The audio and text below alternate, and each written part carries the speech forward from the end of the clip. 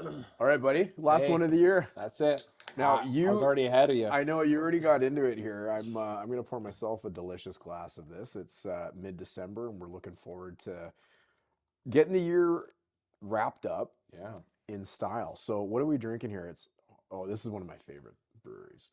I don't know if the camera can see that, but that's Hoyne. Do you know where Hoyne is? No, where's Hoyne home? is out of Victoria. Oh. They make one of my absolute favorites called Dark Matter, and I just am in love. So, anyways, this is their Pilsner. It's very, very good. There we go. But let's get into Gotta that. try it. Love it. Oh, Okay, that's good. so we're gonna do something fun today. You've got something for me. I have do. no idea what you've got. So we'll whether it's a test the knowledge sort of thing, Yeah. or I'll just plead the fifth and say I'd never even heard of it. Yeah, exactly. I thought something fun for you. Cool. I thought we would do, and this is wild actually, as I was preparing for this video, but I did a complete list of all the stuff that happened in the last 12 months, from the start of January of this year, all of the regulations, all of the big announcements, everything that has happened in BC real estate. And you know what? There's probably still stuff missing from this list, but I have got 16 things in here that were like highly impactful, highly contentious, for better or for worse. So I thought that'd be really fun just to kind of go on a trip down memory lane on these. And of course, we've done lots of YouTube videos on a lot of this stuff, so anybody can jump onto our channel and check out videos kind of more in depth. That's not the purpose of today's video. They can also catch up on a lot of this on our new podcast, which is Yeah, real estate on tap. yes. So we got, I think as of the date of filming this, we've got 4 episodes on there. There's some pretty cool ones on there. So definitely check that out. We'll put the link in the show notes so people can go check that out. And that's a really great way that people can listen to things like this without sitting on YouTube and watching us for, however long we're here. They can listen to it in their car and hear kind of what's going on. So we'll put the link in that as well. That's right, because we both have faces for radio, isn't that? That's right. Yeah, absolutely. Okay. Well, why don't we start with what you got? Sure. And I guess we'll let everybody know too. We're going to wrap up with the number one question that I'm getting, and I'm sure you are as well, is like, when are we going to see the market finally make its change? And I've got my thoughts on that. I'm sure you do as well. Yep. So we'll jump into that maybe towards the end of the video. If you want to get right to it, you can fast forward it. But Sounds good. All right, what do you got for me? So, in the land of buying properties, the statutory building schemes. I know you've seen them before, and maybe our viewership may have run into a situation, but effectively, a statutory building scheme is a set of rules that all the owners of a specific neighborhood or development, they have to follow these. Right. So effectively, it's a blueprint of how these neighborhoods, how they look and how they operate. Yeah, it's what gives like nice consistency to a neighborhood where you Exactly. pull in and it makes it feel nice because all the homes look similar. That's exactly right. So now how does it apply? So just like you have financial charges like your mortgage, which will, or hopefully will get discharged when you sell your property, there are things called non-financial charges. So these are stuff registered against the title of the property that will stay with the property, not with the homeowner. So it runs with the land.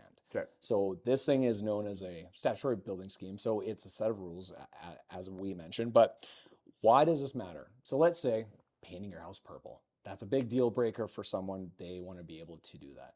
If a property has a statutory building scheme, it could show in the rules that it has to stay within a few colors. Maybe it's a beige, maybe it's a brown, maybe it's a gray. Right. You can't paint it purple. Right. Right. And one of the other things too is if you want to add stuff like new fencing or maybe some tall privacy hedges, well, you'll need permission for that from the person who developed that property as well. And so now you're thinking, okay, well, now I have to look at the rules for this. It's a charge that runs with the property.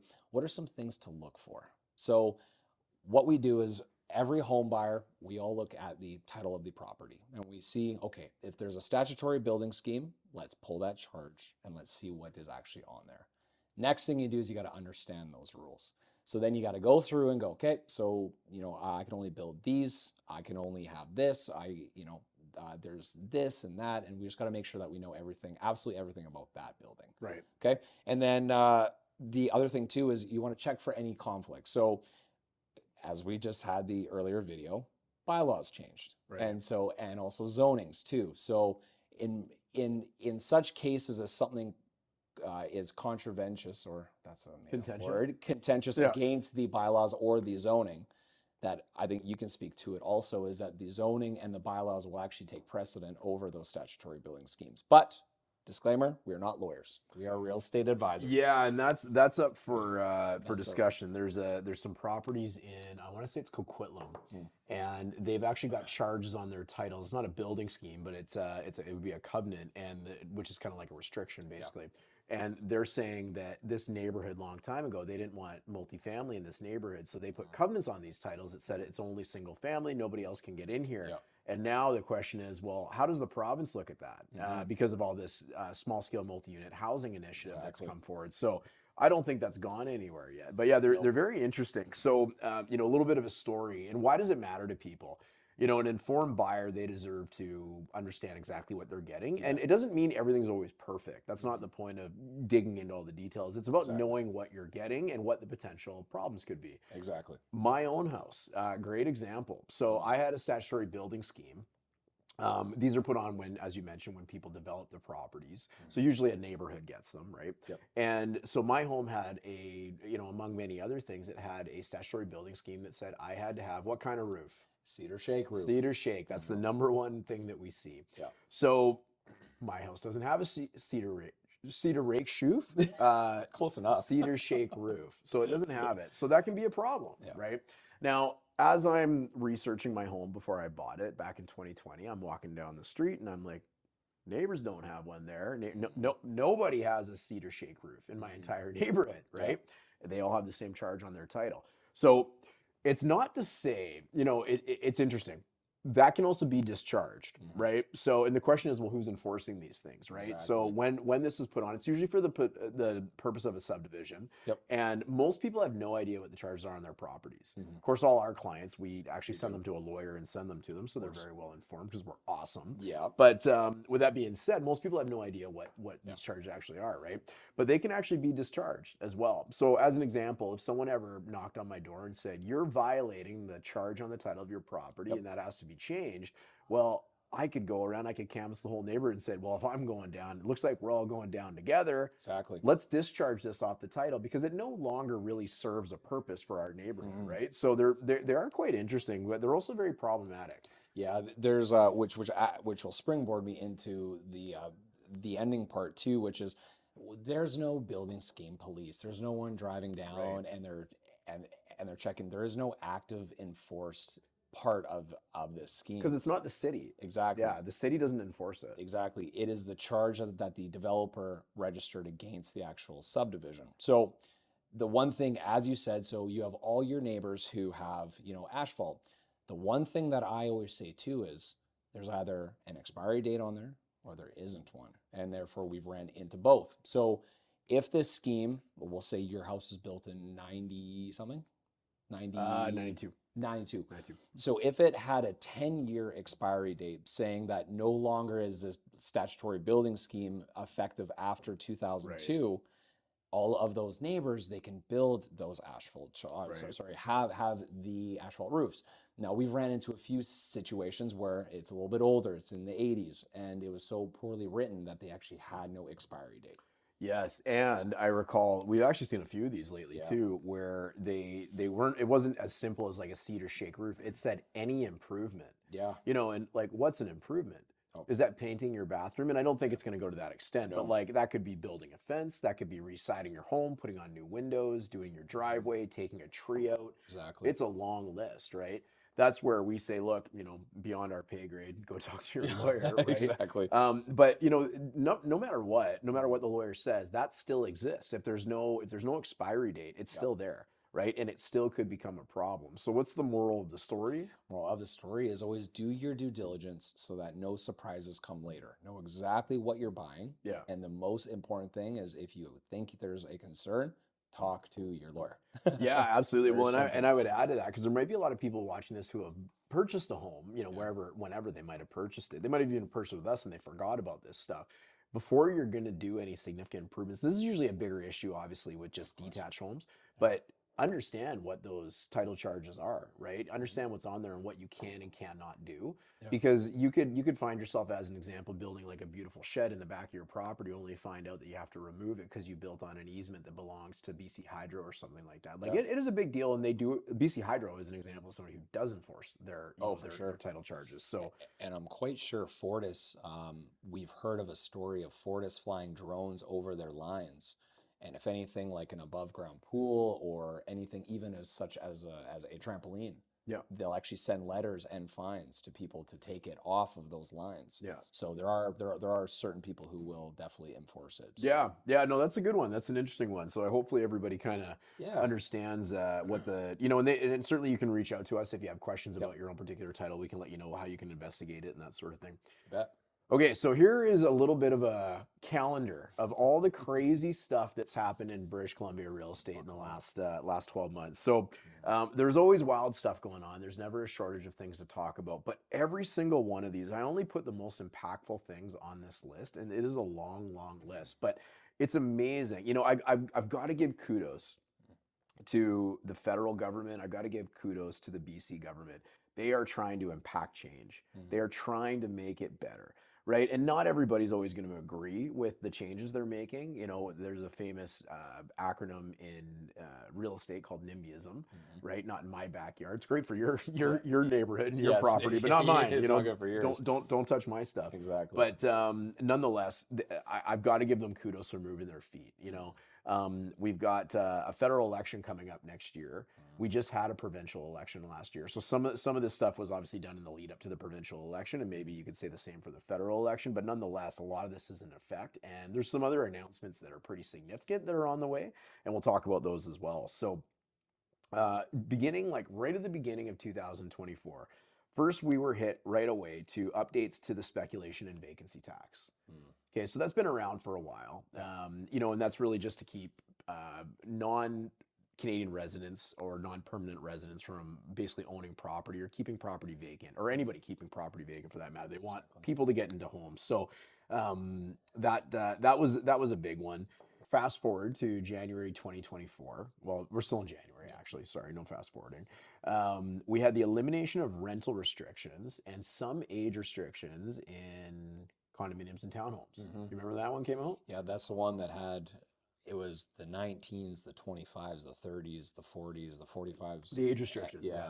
Yeah. So they eliminated those. So you could still have age restriction of up to 55. That's right. They also made changes to the spouse, which was probably a great move. So like now once upon a time, everybody had to be above 55. Now the spouse or, I think it's just the spouse, and it was off the top of my head, but they can be younger than 55. So if you had a spouse who was 53 or 54 turning 55, that they wouldn't automatically disqualify the person who was 55. That's right. Into buying that. That's right. Yeah. So there was that one, and there was the flat out elimination of the rental restrictions. Yeah. Every condominium and townhome, every strata property, part of the Strata Property Act in BC, can now rent out their properties, and that was a pretty big uproar for a lot of people. It was a big contention point for sure. Yeah, that was a big one. Did it add more properties to the market? I don't have the data on that. I did read some articles that said no, flat out. There's still, unless these properties were actively sitting vacant, which how many of them were, but it's certainly, we were able to transact a condominium this year because the buyers wanted to be able to rent it out, and previously they weren't able to. But the good news is for many people who are in that situation that were looking at selling those properties, their prices went up. Yeah. Right. Any restrictions on anything brings the price down. So Exactly. so that certainly opened up some pricing, albeit it upset a lot of people as well. The federal ban on foreign ownership was extended into 2027. Okay, so that one happened. So that's been around for a couple of years now. Yep. So that was a big one from the federal government. We had the introduction of standardized interchangeable home designs introduced from the BC government. So we did a fun video on this. Yep. It's kind of like putting together Legos and building a house. Exactly. You got a few options for a ground floor. Do you want a garage or not? You got a few options for a middle floor. You could maybe do a third floor. You got an option of what your roof's going to be like. So you pick these different pieces, you put them together, you got your home. And you can also put certain amounts on lots depending on the lot size and setbacks, if that all works. So the whole goal with that, which is really smart idea. It's brilliant. This is like a post World War II type idea. And the federal government's actually working on something like this as well, but they're a little slower to get this out. But nonetheless, this is really meant to fast track building permits and construction, because you could ideally also, prefabricate pieces of these homes to be able to do them. So that was a really, really neat one. We haven't seen any yet, maybe more so in Vancouver, but I'm sure we'll see them as time comes on. We were then hit with a short-term ban on, or pardon me, a ban on short-term rentals in most municipalities, over 10,000 people Yeah. in British Columbia. Yeah. So they implemented plans in high demand areas to increase long-term rental housing availability. This fell to, so no longer can you rent out a place if it's not your primary residence, Yep. which didn't affect our market too much. Like, what do you think happened in Kelowna? Oh yeah, it probably got decimated. Oh man, like anything in the Okanagan, Yep. with a population of over $10,000, and whatever my opinion is on it, I'm never a fan of like slamming something in people without giving them the the time to 100%. prepare for it. So that was a pretty aggressive one that happened. Yeah. Additionally, the federal government proposed income tax measures effective of January of this year to deny deductions for expenses related to non-compliant short-term rentals in areas where such rentals are prohibited or restricted.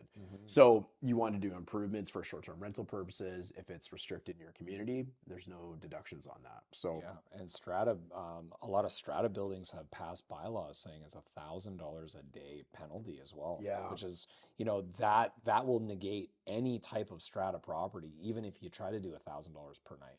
Because I know I'm not spending $1,000 per night for a townhome, let alone a condo, right? Yeah. I mean, that thing would have to have a view of the downtown. To be fair, our area where we live is not that cool, unfortunately. That's fair. All right, then fast forward again. Big changes to the property transfer tax. Yeah, so that was an awesome one. Long overdue. A tax has been in place for far too long, because it should have never been in place in the first place, maybe. But thresholds were adjusted. So qualifying first-time buyers, they used to be able to avoid this tax if they spent below $500,000. Welcome to 2024. Where find something under 500,000.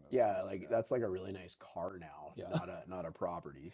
It's a Cybertruck. Yeah. Maybe a couple really nice cars, to be fair, but pretty tough to buy something under 500,000, especially for young people that are starting out. They don't have a lot of dough, and they need something bigger than a 400 square foot condo in downtown Surrey, right? So that threshold was increased up to 835,000. So they don't start paying the tax until that 500 mark, but it's heavily reduced on the first five. There's no tax on the first 500,000, and then up to 835, there's they pay portions of it. Scale, yeah. And they also exempted, they raised the exemption rather, of newly built homes. So once upon a time, there was no property transfer tax on new properties up to 750. Many years ago, that would buy you a nice little townhouse, 750. We actually, my wife and I bought a townhome in 2018, and we fell below that. But try and find new construction under 750. Yeah, nowadays, very, right? very difficult. Yeah, I remember selling many townhomes back when that made sense. But nonetheless, that got raised to 1.1 million, which is really nice. So that makes more new builds much more accessible for people. Sure. My question with a lot of this stuff is, it seems almost a little preposterous to set these fixed numbers though, without mandating annual reviews on them and whatnot.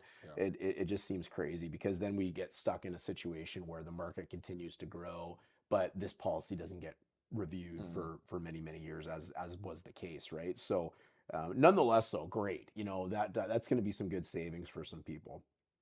All right, marching on, we had a home flipping tax introduced in British Columbia. So it hasn't taken effect yet. It actually takes effect on January the 1st of 2025. So if you're flipping a house, you better move your feet, because you're going to be paying some monstrous dough on it. So how does it work? Well, you're going to pay a 20% tax on the profits of the property sold within the first year it's introduced. So for the first 365 days. After that first 365 days, it's decreased on a sliding scale up until 720 days, and then there's no tax at all. So 2 years. So after year one, it goes from 20% and slides all the way down to 0 over the course of that year. So that's a pretty big one. That is a big one. That's going to have a really big impact. The days of property flipping, we did videos on all this stuff. I could say this for everything, but the days of property flipping in BC, I think are done. Well, maybe time will prove me wrong on that, but like the making it a profit center and using it as an investment vehicle is becoming less and less lucrative for people. Especially with taxes like that. And that's the intent of the tax, right? The intent of the tax is to open it up for more people to be able to buy. And I don't want people to confuse this with the federal home flipping tax. Okay, so that's something totally different, but it's easy to forget about that one. That one's been effective since 2023, so it came in, but that was aimed at curbing speculation, and that tax applies to properties sold within 12 months of purchase, okay, which is taxed as business income, meaning 100% of the profits is taxable. Okay, so that's a pretty big one. So I mean, you stack those two on top of each other come January 1st. I mean, you've got a pretty good tax bill for flipping property. You Totally. need to be making good money on a flip. Yeah, which means that it's going to eliminate, we'll call them part-time flippers too, where it may have been more lucrative, call it even a decade ago, even 5 or 6 years ago. Yeah. Now you're really going to have to run numbers, and then you're also going to have to build with quality as well, Yeah. and try and make a profit. I mean, I don't see it anymore. Yeah. Just like you said. And if anybody has one, they're going to have to look into the details because there are some details that you need to understand. So if anybody is trying to flip a property, we've done a video of a deep dive on that, but you want to understand the details of that because the way it reads versus what the reality is a little bit different. So you want to understand that. Come June of 2024, there was a report that was released that 70,000 BC residents had left the province in 2023. The mass, what do they call it? The mass departure. Or It something like was that. it was a pretty big shakeup, right? And I mean, we've had many clients. Which province? I mean, everybody at home can guess. Yeah, Yeah, which you know province which took one them that all? was. Nice. Between Ontario and BC, they all went to Alberta, Yeah, right? exactly. And we had many clients that did the same thing, and that still continues to this day. And that's because of the high cost of living here and the housing challenges. I'll never forget one of our great clients, really nice guy. I won't say his name, but him and his wife moved to who they're pregnant, by the way. It's totally aside, Yeah. and expecting, which is congratulations to them. But I remember him saying to me that we kind of read the writing on the wall, and if we ever want to live in a detached home in BC, It's not going to be in it's not going BC. to happen. Yeah. It's not going to happen. So we want to go somewhere where we can, and have a better quality of life and that sort of thing. And they are. So wish them well. So that was a pretty big shakeup. Yeah. That hit the news pretty hard. All right, here comes June 2024. Sledgehammer. SSMU, Small Scale Multi-Unit Housing Initiative, is announced. Now, this one was a big deal. Sorry, it wasn't announced. This is when it was like, okay, this needs to be done by the end of the summer. Like, Yep. you municipalities have to figure this out. There's more details that have to hit in 2025, so it's not 100% like full steam ahead, even though it's looking that way. Okay, but we all know what this framework was if you've been following our YouTube channel. And But all of our database calls that we made. Thanks for answering our phone. yes, we called like well over 250 families and let them know about the significant changes to their neighborhoods. And some were really into it, and some were really concerned. I actually found, I don't know about your experience, but I found most were actually really concerned about it. I was left with the feeling that, like, for such a momentous change, is that something that almost like a referendum should have been, called for. But for those watching and listening that don't know what we're talking about, this is effectively the elimination of single family zoning all across the province, right? So what that means is no longer, you can still build a single family home, but you can't restrict people from putting higher density onto their properties if they so choose. Yeah. So, I mean, there's a lot of things to consider with that, like how big is the lot, what are the setbacks, where you are in terms of, transit orientated areas or rapid bus stops and all that sort of stuff.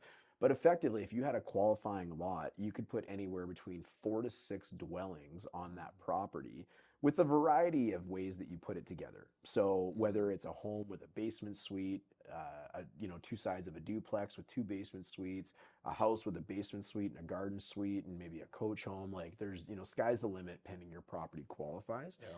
So this was done obviously to add way more density. And this isn't unique to us in BC. There's many other communities that have been doing this for a long time. With that being said, though, it's new and it's a really big shakeup for neighborhoods. For sure. Right. So, I mean, I won't get more into that. We did a video on that explains it in a lot more detail, and people can go check that out on the channel if they want to see it. But that is probably the biggest one I would say on this entire list. Yeah. A lot of the time, all of our housing problems are trying to be solved by taxing people, which is, it hasn't worked yet. in terms of bringing down prices, making homes more affordable, and opening up inventory. Well, I guess maybe you could argue it's opened up a little bit of inventory for like things like the ban on Airbnbs and stuff like that. But that is definitely the biggest impact one from the provincial government in that case that we saw this year. We got our first rate cut in June of 2024. Do you remember what the overnight rate was the month before? I think it was 5%. It was 5%, Bank of Canada. So we have been in a unique time since about 2022 where variable rate mortgages were actually more expensive because of the overnight lending rate for the Bank of Canada than fixed rates. The reason for that, fixed rates, well, all these big banks, they can see the writing on the wall. This isn't going to last forever, and they're trying to lock people in long term to these higher fixed rates than where they likely might be down the road, right? Exactly. So the economy's not doing what it's supposed to. They wanted to slow the economy down. The job or employment rate rather is not looking great. So the federal government or the Bank of Canada rather, they start saying, okay, we're going to cut the overnight rate. It's time, and there's a lot of people that argue that they waited far too long to do this. So anyways, they started doing that in June of 2024. They did their first rate cut. They came down 0.25%. That's right. Then they came down another 0.25%. Then they came down 0.5%. And then they came down another 0.5%. That was just this week, wasn't it? Yeah. So we're effectively now, we're at 3.25%. That's right. So one of the biggest things that people are asking right now, you would assume that that's going to have a monstrous impact on the real estate market, and you would assume it should, fairly enough. I'm going to cover that, towards the end here, what we can expect with that. But the good news is money's cheaper, right? Borrowing is cheaper. I have a car loan, it's cheaper. We have mortgages, it's cheaper, right? If you're in a variable rate mortgage, if you're in a fixed, that's what a fixed is. You're just paying whatever you had agreed to. So exactly. So that's certainly one of the good news stories of this year. It's helping a lot of people that really needed it, and especially a lot of people that have to renew their mortgages. Coming up next year. Yeah, that's a big deal, right? In September, federal mortgage changes announced, effective on December the 15th, which as of the day of filming this is 2 days away. That's right. Right? Do you remember what they are?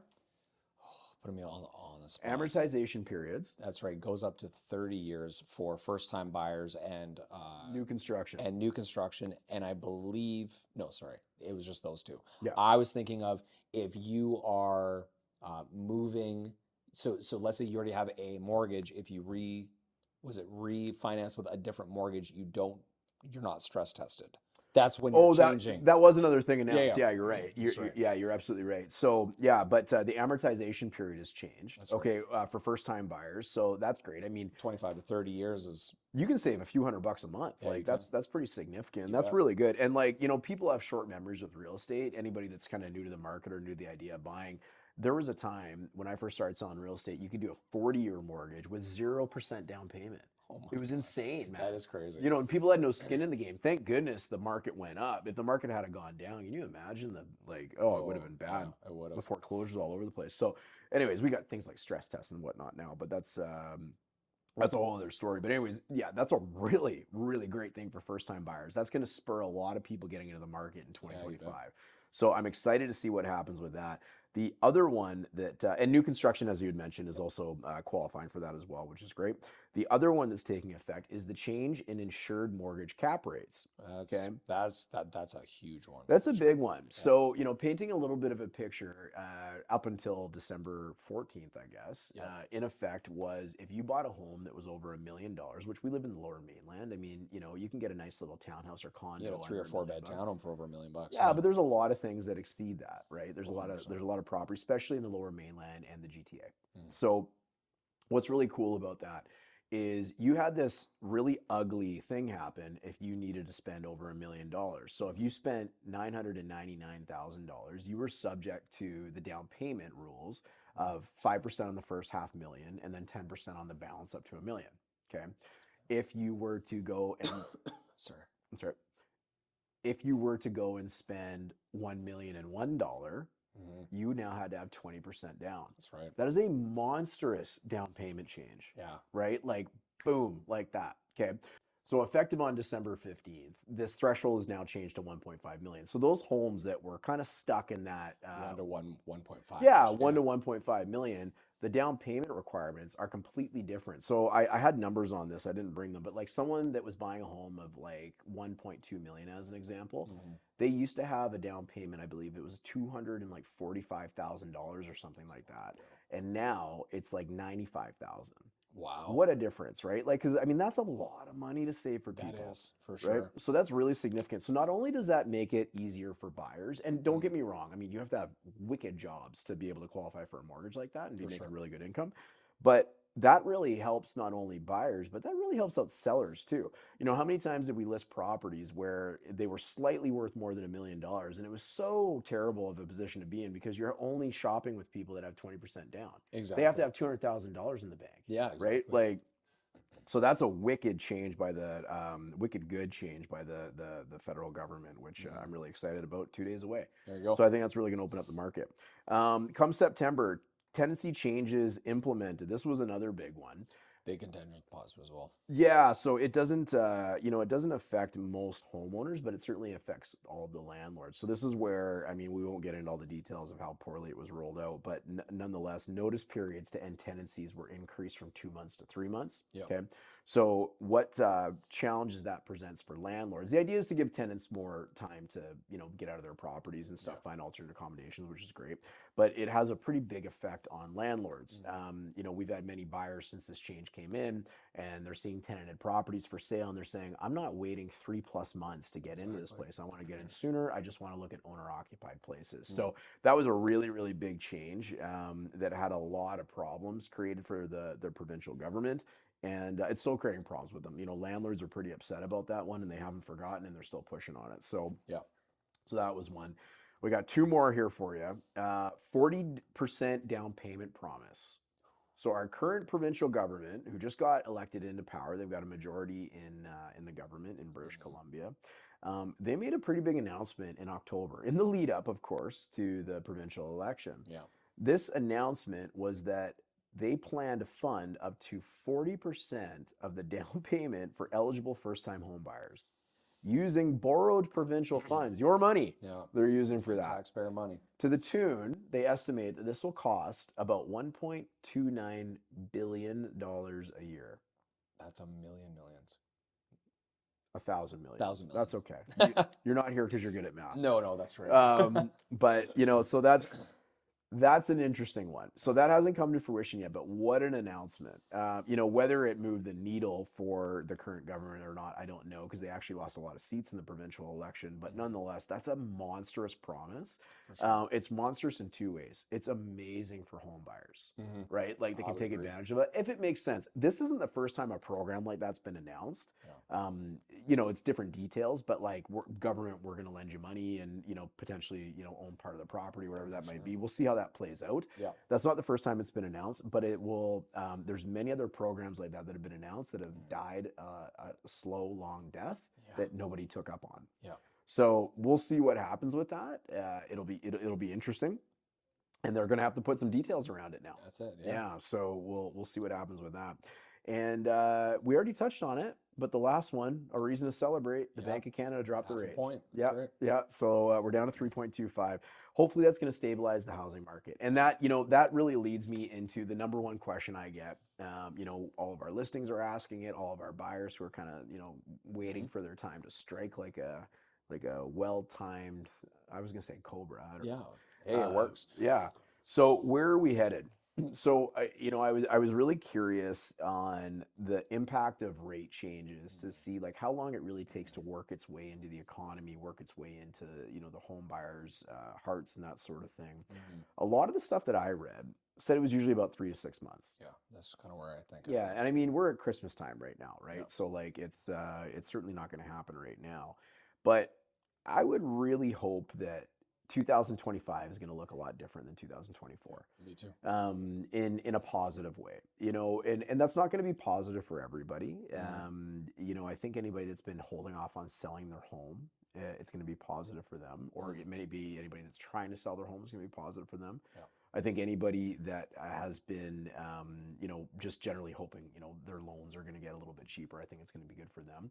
Um, I think there's an opportunity for home buyers, but I think that opportunity is going to shrink. Yep. And, I agree. there's lots of people who, they all think the ones that think the market's going to crash are the same ones that are never going to buy a home. Yep. But when it comes to where we might be this time next year, doing a very similar video like this, Yeah, there's a pretty good chance the market's going to be in a much more advantageous position for a seller, yeah. and we're probably going to see a change in prices as well. I'm not going to get into making a prediction right now, and here's the reason why. I've got a video that's already recorded with some pretty major things that are happening in 2025. All about things for people to consider if they're thinking of buying or selling, what the major impacts are going to be in the market in 2025. There's three really, really big ones, and what they can do to play it safe and play it wise. So that's actually being released on New Year's Day because I figured everybody would be sitting at home not doing anything, right? So, possibly hungover. So that's coming out on the channel. We'll also put that out on the YouTube channel or on the podcast as well. But that's where we'll do a little bit of these predictions and more so give people a really good layout of the land about what 2025 is going to look like and really what to watch out for. But I mean, did you have anything you want to add to that? No. I think the interest rate cuts are good, and especially for the optimism. Now, as we mentioned before, it doesn't necessarily affect the fixed rate. It definitely helps the variable rates too. So I think hearing the word interest rate cut is probably going to bring optimism to the market of people actually wanting to go out and buy. So it might have been that little bit of push. If someone was 1 foot on the fence, 1 foot off, it's probably going to push them probably in the more of the direction of the 2 feet on the buy side. I think, we're not going to do predictions there, but I am just looking forward to a more optimistic 2025. Yeah, and maybe even just a more balanced market. I would say so. Where people have more fairness. It's not so rigid. There's not so many ups and downs or questions and Felt whatnot. like a roller coaster this year for sure. It did. It went up, it went down. One of the interesting things year over year. People love to argue about what real estate's going to do. It's just like built in our blood in the Lower Mainland. That's fine. I found it really interesting looking at all the products thrown into a blender combined. Real estate in the Fraser Valley is down year over year. So it's worth a little bit less this January than it was last year, or this December than it was last December. With that being said, it's down less than 2%. Right. So grand scheme of things, not no, huge. And we're, number one, we're not day trading real estate. Most people aren't anyway. And 2%. So the benchmark price for like all the properties thrown into a blender is slightly under $1 million. So we're talking about $20,000. Someone could argue that, okay, you save $20,000, you win the gold star for, protecting the future and stuff like that. And then I would look at them and say, how much did you pay in rent last year? Probably 32,000. Oh, I'm sure it's more than that, right? So nonetheless, we'll have to see what happens. We don't have crystal balls or anything like that, but definitely stay tuned for that release coming out on January 1st. It's a really, really good one. And actually, one of the key things I chat about on there as well is what the point is that you just made about mortgage rates. So a lot of people have a misconception, and we're not going to get into it right now, but a misconception that these Bank of Canada rates getting lower and ideally continuing to go lower, that's what seems to be being forecasted quite often. The impact that actually has on fixed rates, which is what most people end up choosing when they get a mortgage. So I'm not going to give away the whole excitement about that. I don't want to do that now because I knew that video was going to take a pretty good deep dive into it. Yeah, it does a deep dive into it. So I'm looking forward to that coming out. So anyways, we will wrap this up with what's going on with the stats. So would you let the good people know? So we're going to get specific with the types of products and what they've done in the last 3 months, what they've done in the last year. Let's let the people know what's happening with their investment. For sure. So in the last 3 months in apartments in the Fraser Valley, it was down 1.8%, and in the Lower Mainland, minus 1.9%. For townhomes in the Fraser Valley, it was minus 1.3%, and in the Lower Mainland, 0.6%.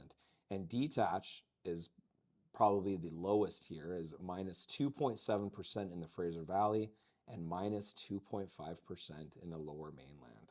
All right. So So almost 3% drop in the last 3 months in detached homes, and not only the Lower Mainland, so the GVR, but also here in the Fraser Valley as well. yeah, it's been interesting because October is one of our best months of the year in terms of like sales volume, but the numbers in terms of price still were trending down. Yep. So we've actually seen 8 months of consecutive price declines since whatever the math is on last 8 months ago, whatever that is. That's All right, right. what's the other one you got? All right, sounds good. So in the last year, so year over year change in the Fraser Valley, condos down 1.2%, and in the Lower Mainland minus 1.1%. So pretty even there.